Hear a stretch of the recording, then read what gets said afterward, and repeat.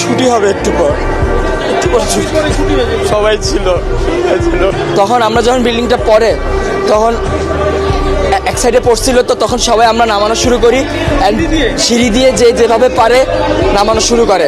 আমরা 1 নম্বর বিল্ডিং, 4 নম্বর বিল্ডিং, 5 নম্বর বিল্ডিং, 7 নম্বর বিল্ডিং সব হয়েছে 9 থেকে সেকেন্ড ইয়ার পর্যন্ত। আর আলহামদুলিল্লাহ মোটামুটি সবাই সুস্থ আছে। আমাদের ভবন নাম্বার 1 নম্বর বিল্ডিং, যে 8তলা ভবন। আর বিমানটা পড়ছে আপনার হলো জুনিয়র সেকশনে, ক্লাস প্লে থেকে 8 পর্যন্ত। 100 থেকে 150 মিটার হবে, খুব একটা না।